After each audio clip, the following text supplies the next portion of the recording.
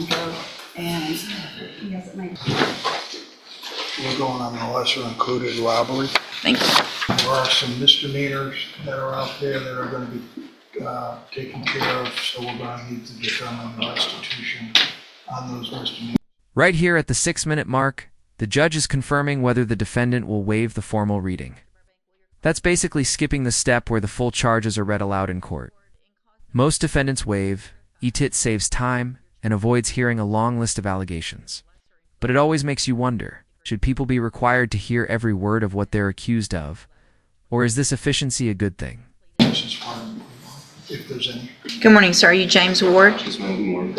And Mr. Burbank, will your client waive the formal reading of the indictment? You will, Your Honor. Mr. Ward, in cause number 240541, you're charged, the state has elected to proceed on the lesser included offense of a second-degree felony offense of robbery, and that's from April 11th of 2022. And how do you plead to that charge? Guilty. Are you pleading guilty freely and voluntarily? Yes, ma'am. And are you pleading guilty because you actually did what they've charged you with?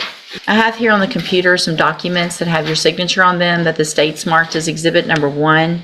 Before you signed these, did you go over them with Mr. Burbank? Yes, ma'am. Do you fully understand them? Yes, ma'am. And do you understand, if I follow the agreement that you made with the district attorney, that you'll be waiving or giving up any right to appeal? Yes, ma'am. And it looks like the agreement that you've reached is for a 5-year deferred probation. There would be a $500 fine, and you would be required to pay restitution that would be determined between now and when we come back for sentencing, and there would be dismissals in the misdemeanor cases. 5 years deferred probation. This is basically the justice system saying, we'll give you one shot. Don't blow it. If he completes everything perfectly, he walks away without a felony conviction. High stakes moment right here. You were in his shoes, would you take that deal?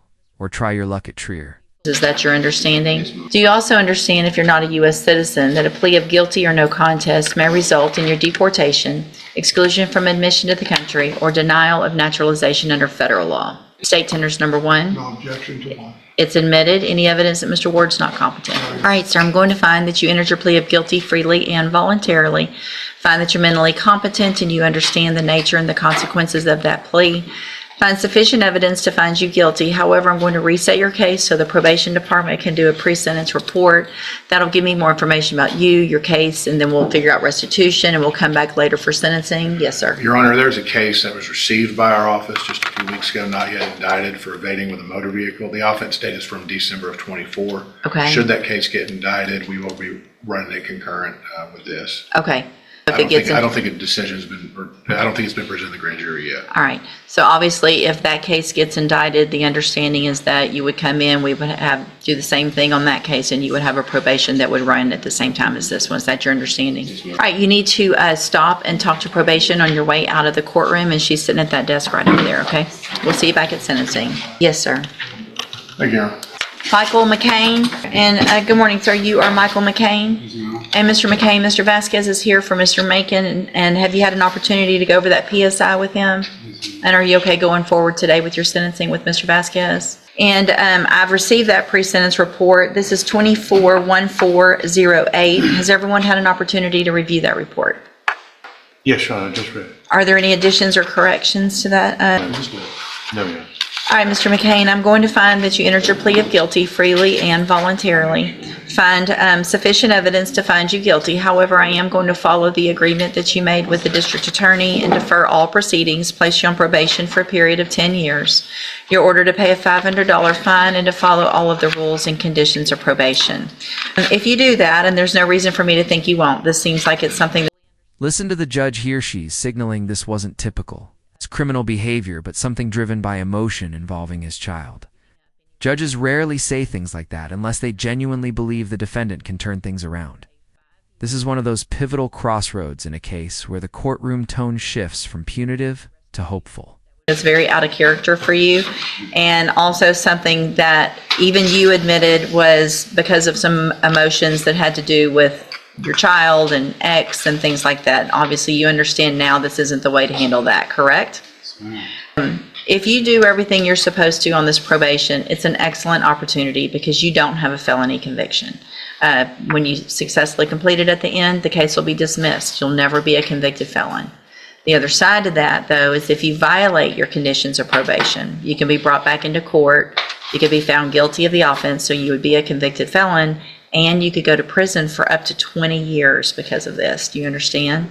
Also, I want to make sure you understand as well, you got a 10-year probation. However, I sign every single day early terminations for people to get off probation early. And so that could very well happen, it looks like, with you. And if you do everything you're supposed to while you're on probation, get your community service done early, follow all of the rules, don't test positive for anything, don't obviously get arrested for anything else. Anyway, do everything you're supposed to, then you would be eligible early to get off probation. So make sure you do all of that and you don't have to worry about the whole 10 years. If you're not doing everything you are supposed to, then obviously you could end up on it for 10 years or you could end up with a revocation. You understand? All right, I'm handing you the trial court certification. It shows this was an agreement that I followed, and so you have waived your right to appeal. If you'll just have a seat here in the courtroom, probation will call you up when she's ready to go over all of your paperwork. All right, good luck to you, sir. Thank you, Mr. Vasquez. Thank you, Your Honor.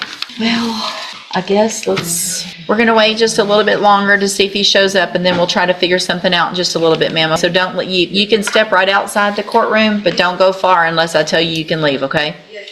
All right. We'll be in a short recess.